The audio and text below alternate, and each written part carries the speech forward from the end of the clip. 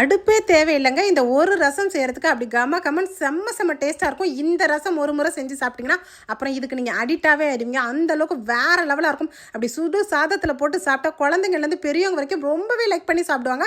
So வாங்க எப்படி செய்யலான்னு பார்க்கலாம் இந்த டேஸ்டான ரசத்தை.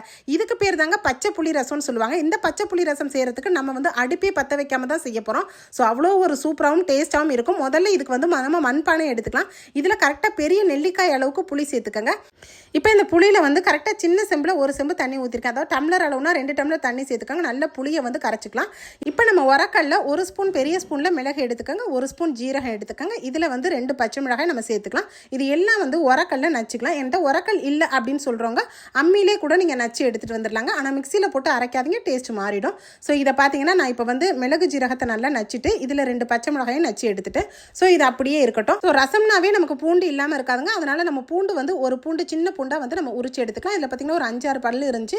ஸோ இந்த பூண்டையும் போட்டுக்க ஒரு 5-6 சின்ன வெங்காயம் சேர்த்துக்கலாம். அடிஷ்னலாக நம்ம வெங்காய ரசத்துக்கு மாதிரி இதையும் நம்ம உரக்கல்ல நச்சிடலாம். இந்த மாதிரி உரக்கல்ல தட்டி எடுக்கும் போது பார்த்தீங்கன்னா இதோட டேஸ்ட் வந்து வேறு லெவலாக இருக்குங்க. ஸோ இதை தட்டி எடுத்துக்கலாம். இது பார்த்தீங்கன்னா பேச்சுலராக இருக்கவங்களும் சரி, ஹாஸ்டலில் இருக்க ஸ்டூடெண்ட்ஸுக்கும் ரொம்பவே ஈஸியாக இந்த ரசத்தை வந்து குயிக்காக வந்து வச்சு சாப்பிட்டுடலாங்க. நம்ம கடையில் கேட்டால் கூட ரசம் கிடைக்காது. ஆனால் இந்த ரசம் செய்கிறதுக்கு ரொம்பவே ஈஸியாக செஞ்சிடலாம். நம்ம இந்த மாதிரி புளியை இப்போ கரைச்சிருங்க. கரைச்சிட்டு பார்த்தீங்கன்னா இதில் உள்ள கொட்டைகள் எல்லாத்தையும் நம்ம எடுத்து ட்ரையாக வந்து அந்த புளி தண்ணி மட்டும் இருக்கிற மாதிரி நீங்கள் ஃபில்டர் பண்ணி எடுத்துக்கலாம். புளியோட அளவுகள் பார்த்தீங்கன்னா ரொம்ப அதிகமாகவும் போடக்கூடாது, ரொம்ப கம்மியாகவும் இருக்கக்கூடாதுங்க. கரெக்டாக நான் சொன்ன ஒரு பெரிய நெல்லிக்காய் அளவு புளி மட்டும் நம்ம சேர்த்துக்கலாம்.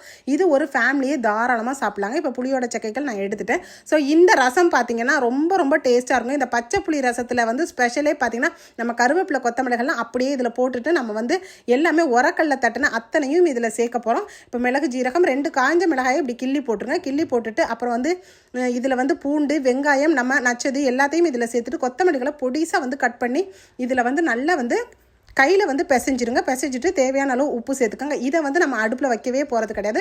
பெருங்காயத்தூள் வந்து கரெக்டாக வந்து 1 சிட்டிகை போட்டுக்கோங்க. இப்போ தண்ணி வந்து 1 கப்பு வந்து அதிகமாகவே இப்போ சேர்த்துக்கலாம். நல்லா வந்து பிசைஞ்சு விட்டுருங்க. இந்த மாதிரி பிசைஞ்சு வச்சதுக்கப்புறம் பார்த்தீங்கன்னா ரசத்தை அப்படியே சாப்பிட்லாங்க. அப்படி தேவாமிர்தம் மாதிரி இருக்கும் ரசம். பச்சை புளி ரசத்தில் இவ்வளோ ஒரு ருசியான்னு சொல்லிட்டு இது வரைக்கும் தெரியாதவங்க தெரிஞ்சுக்கோங்க. நிறைய பேருக்கு இது ஆல்ரெடி தெரிஞ்சிருக்கும். தெரியாதவங்க கண்டிப்பாக இதை வந்து நீங்கள் உங்கள் தெரியாத ஃப்ரெண்ட்ஸுக்கு இந்த யூஸ்ஃபுல்லான வீடியோ மறக்காமல் ஷேர் பண்ணிக்கோங்க. இப்போ நமக்கு பச்சை புளி ரசம் பர்ஃபெக்டாக ரெடி ஆயிடுச்சுங்க. இதுக்கு பார்த்தீங்கன்னா சைட் டிஷ்ஷாக ஃபிஷ்ஷு, அதுக்கப்புறம் பார்த்தீங்கன்னா நல்ல உருளைக்கிழங்கு வறுவல் இதெல்லாம் வச்சா ரொம்பவே காரசாரமாக இருக்கும்.